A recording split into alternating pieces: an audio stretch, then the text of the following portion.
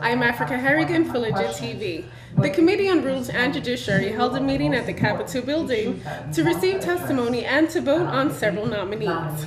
The nominees are Dr. Fred Odlum to serve on the Board of Medical Examiners, Dr. Susan Anderson to serve on the Board of Dental Examiners, Dr. Elizabeth Masialo to serve on the Board of Chiropractic Examiners, and Lawrence Raham Singh to serve on the Virgin Islands Taxicab Commission.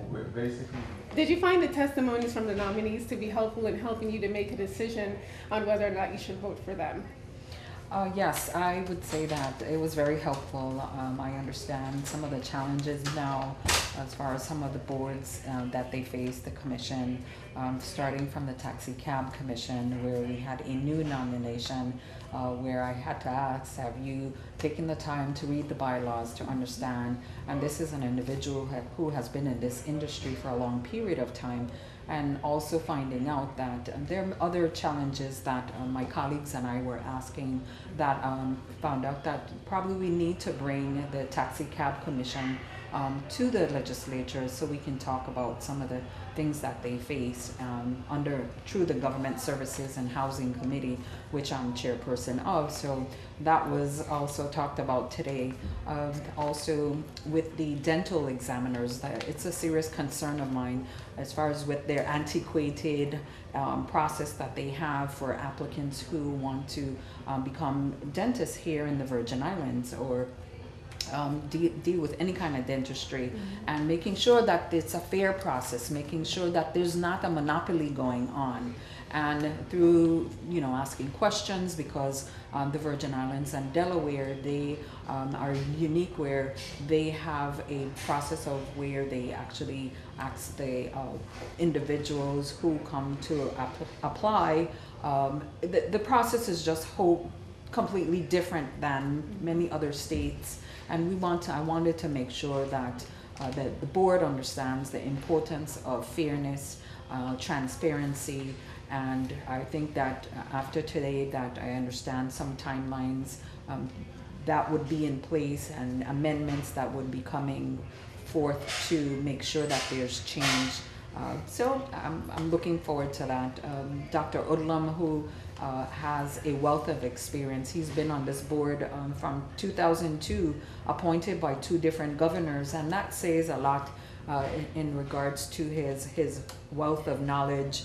And I had to tell him that I'm proud he's a Virgin Islander and he's here giving back to his community. So I always like to commend individuals who come to rules because they're volunteering their time to come on these boards and commission, and it's not always that we have individuals stepping up to the plate to want to serve the community. So I just have to always commend individuals, so to say thank you. Do you believe that the nominees are qualified to serve on their respective boards? I want to believe, based on the question and answers that we have received today, that they are qualified, and we also have to give them a dose of thanks, because many persons do not step up to the need of filling these boards. Sometimes we have members who are on more than one board because we can't find enough nominees. Today we have been able to ask a whole lot of in-depth questions about the medical profession and also about the taxi industry, and I'm sure that the taxi industry nominee is of great interest to the public, because issues such as gypsy taxiing has come up, and the Taxi Commission is going to have to look at these very, very serious issues, because transportation is a matter of commerce, and so people need to get to work, they need to get to school, and the gypsy taxis are filling a void. So we're also looking for gypsy taxis to fill the void of taxis as well, and if they're not regulated, then that becomes problematic. As the Taxi Commission member, Mr. Ramdam Singh, said he will look into that, because for many years the taxi drivers have looked at it as, no, do not regulate them, we don't want them. But the conversation has evolved over the years, and we've gotten to the point where taxi drivers are agreeing that they have their course of routes to do, and the gypsy taxis have theirs. So let's regulate, folks. Let's make it safe for our public and our visitors, because if they're not regulated, we don't know who's driving who out there. And again, fairness in taxation. You have to pay taxes, I have to pay taxes. Let's share the burden. All 4 nominees were approved. Lawmakers then continued on to consider 4 bills, including Bill number 30-0321 for the erection of a statue of Emil Griffith, world champion boxer. Considering that committee members approved Bill number 30-0321 for the erection of a full statue of Emil Griffith, what is the next step from here?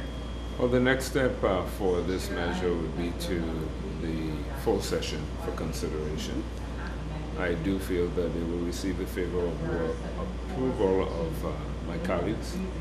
And as I explained today, that when we talk about nation building and national pride, Emil Griffith was a world-recognized athlete. And it's unfortunate that the manner in which his name and his memory is memorialized in downtown Charlotte is a disgrace. And if that is the best that this community can do, then shame on us. Can you clarify the intent of the use of Bill number 30-0377 to transfer the Massac Nursing Home over to the Department of Sports, Parks, and Recreation? Most certainly. The bill simply does this. For decades now, the Boxing Association has been looking for a permanent home. And this is one measure to deliver that desire of our young people to have an adequate facility. Now, last year, the entity said, you know, we would really love to have world-class athletes come to the Virgin Islands and work with our young people.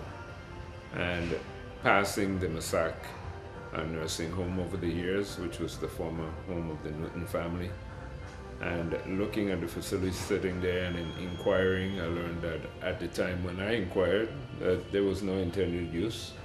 The Virgin Islands government had purchased it from the Massacs, the Newton sold it to the Massacs for the nursing home, and it's in the existing zoning of intended uses. A sport recreational facility of this sort is totally allowable in terms of you would need a proper facility for training.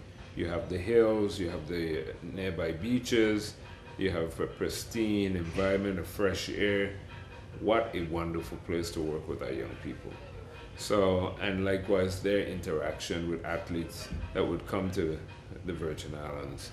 And likewise that we have a facility that we would be proud of in terms of just a stage to a bigger effort at a later time.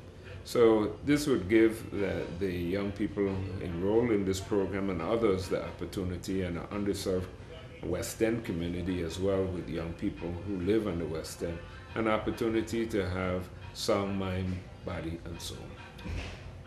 All nominees and bills that were approved will be forwarded to legislative session for further consideration.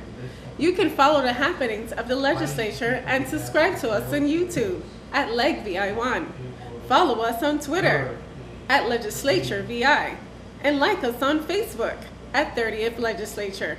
Thank you for tuning in to Legit's coverage of the Committee on Rules and Judiciary. I am Africah Harrigan for Legit TV.